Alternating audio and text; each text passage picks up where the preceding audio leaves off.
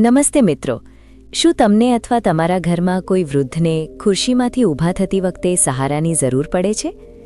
શું રાત્રે સૂતી વખતે પગની પિંડીઓમાં એવી રીતે ખેંચાણ થાય છે કે ઊંઘ ઉડી જાય છે, અથવા તો થોડું ચાલવા પર જ પગમાં જીવ નીકળતો હોય એવું લાગે છે? જો તમારો જવાબ હા હોય તો આજનો આ વિડિયો ફક્ત અને ફક્ત તમારા માટે છે. જુઓ, ઉંમર વધવી એ કુદરતનો નિયમ છે. જેવી રીતે જૂની ઇમારતના પાયાને સમારકામની જરૂર હોય છે, તેવી જ રીતે 50 કે 60 વર્ષની ઉંમર પછી આપણા શરીરને, ખાસ કરીને આપણા પગને વધારાની દેખભાળની જરૂર હોય છે. પગ આપણા શરીરના એ સ્તંભ છે જેના પર આપણું આખું જીવન ટકેલું છે.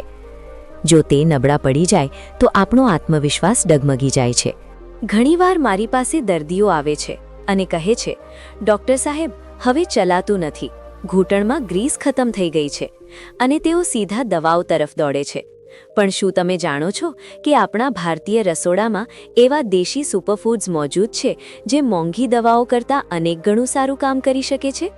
આજના આ વિડીયોમાં હું તમને 8 એવા શક્તિશાળી દેશી આહાર વિશે જણાવવા જઈ રહી છું જે ફક્ત તમારા પગના સ્નાયુઓને લોખંડ જેવા મજબૂત બનાવશે જ નહીં, પરંતુ હાડકાને કેલ્શિયમથી ભરી દેશે અને નસોની નબળાઈને દૂર કરશે.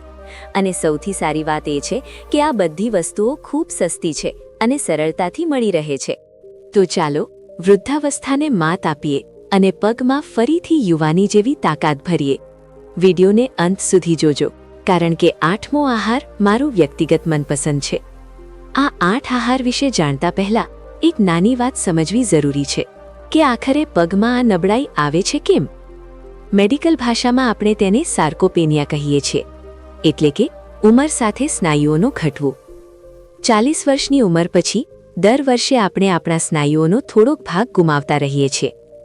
તેની સાથે જ શરીરમાં કેલ્શિયમ, વિટામિન ડી અને પ્રોટીનનું શોષણ ઓછું થઈ જાય છે.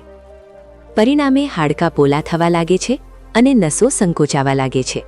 પણ ગભરાશો નહીં, આપણું શરીર એક ચમત્કાર છે. જો આપણે તેને સાચું બળતણ આપીએ તો તે કોઈ પણ ઉંમરે પોતાની જાતને રિપેર કરી શકે છે. તે ચાલો જાણીએ એ પહેલા દેશી આહાર વિશે. નંબર 1, શેકેલા ચણા અને ગોળ. જૂના જમાનામાં જ્યારે લોકો ખેતરોમાં સખત મહેનત કરતા હતા, ત્યારે તેઓ પ્રોટીન શેક નહોતા પીતા. તેઓ પોતાના ખિસ્સામાં ચણા અને ગોળ રાખતા હતા. શા માટે ખાસ છે? ચણામાં ભરપૂર પ્રોટીન હોય છે જે સ્નાયુઓનું સમારકામ કરે છે, અને ગોળમાં આયર્ન હોય છે જે શરીરમાં લોહીની ઉણપ દૂર કરે છે. જ્યારે પગમાં લોહીનું પરિભ્રમણ બરાબર થશે ત્યારે સુન્નતા અને નબળાઈ આપોઆપ ગાયબ થઈ જશે. કેવી રીતે ખાવું? સાંજના ચાના સમયે બિસ્કિટની જગ્યાએ એક મુઠ્ઠી શેકેલા ચણા અને એક નાનો ટુકડો ગોળ ખાઓ. સાવચેતી: જો તમને ડાયાબિટીસ હોય તો ગોળનું સેવન ન કરો, ફક્ત ચણા ખાઓ. નંબર 2, મખાના, ફોક્સનટ્સ. તેને દેવતાઓનો ખોરાક પણ કહેવામાં આવે છે. વૃદ્ધો માટે આ કોઈ વરદાનથી ઓછું નથી. શા માટે ખાસ છે? મખાનામાં કેલ્શિયમ ભરપૂર માત્રામાં હોય છે. જો તમારા ઘૂંટણમાંથી કટકટ અવાજ આવતો હોય તો મખાના તમારા સૌથી સારા મિત્ર છે. તે ખૂબ જ હલકા અને પચવામાં સરળ છે. કેવી રીતે સેવન કરવું? રોજ એક મુઠ્ઠી મખાનાને થોડા દેશી ઘીમાં શેકી લો. તેમાં થોડું સિંધવ મીઠું અને કાળા મરી નાખો. આ ફક્ત તમારા હાડકાને મજબૂત બનાવશે જ નહીં, પરંતુ પાચનમાં પણ સુધારો કરશે. નંબર 3, રાગી, નાચની. આ એક એવો અનાજ છે જેને આપણે ભૂલી ગયા છીએ. શા માટે ખાવી? શું તમે જાણો છો કે ઘઉં અને ચોખાની સરખામણીમાં રાગીમાં 10 ગણું વધારે કેલ્શિયમ હોય છે? જી હા, 10 ગણું. તે હાડકાની ઘનતા વધારવા માટે સૌથી સસ્તો અને શ્રેષ્ઠ સ્ત્રોત છે. કેવી રીતે ખાવી? અઠવાડિયામાં ઓછામાં ઓછા 3 વાર રાગીની રોટલી ખાઓ, અથવા સવારના નાસ્તામાં રાગીનો શીરો બનાવીને ખાઓ. જો વૃદ્ધોને દાંતની સમસ્યા હોય તો રાગીનો શીરો શ્રેષ્ઠ છે. નંબર 4, સરગવો, ડ્રમસ્ટિક. આજકાલ પશ્ચિમના લોકો તેને મોરિંગા કહીને હજારો રૂપિયામાં વેચી રહ્યા છે, જ્યારે ભારતમાં તે બધે જ મળે છે. શા માટે ખાસ છે? સરગવાની શીંગોમાં દૂધ કરતાં વધુ કેલ્શિયમ અને નારંગી કરતાં વધુ વિટામિન સી હોય છે. તે સંધિવા અને સાંધાના દુખાવા માટે એક કુદરતી પેનકિલર છે. કેવી રીતે સેવન કરવું? તેનું શાક બનાવો અથવા તેનું સૂપ પીવો. તેના પાંદડાનો પાવડર પણ પાણીમાં મિક્સ કરીને લઈ શકાય છે. તે પગના સોજાને ઓછો કરવામાં જાદુઈ અસર બતાવે છે.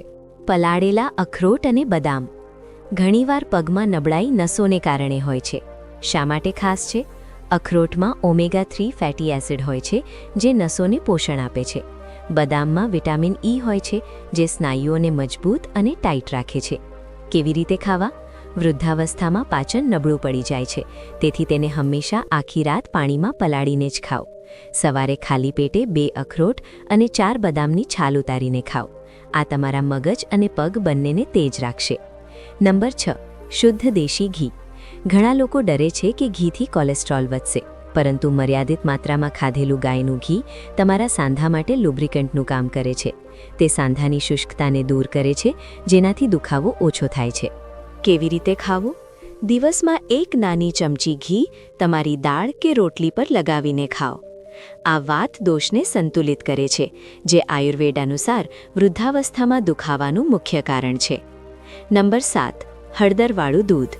જો રાત્રે પગમાં ખેંચાણ કે ક્રેમ્પ્સ આવે છે, તો આ રામબાણ ઇલાજ છે. શા માટે ખાસ છે? હળદરમાં કર્ક્યુમિન હોય છે, જે સોજાને ઓછો કરે છે, અને દૂધમાં કેલ્શિયમ હોય છે. ડૉક્ટરની સલાહ: ફક્ત હળદર ન નાખો, તેમાં 1 ચપટી કાળા મરી અને થોડો તજનો પાવડર પણ ઉમેરો. કાળા મરી હળદરની અસરને 2000 ગણી વધારી દે છે.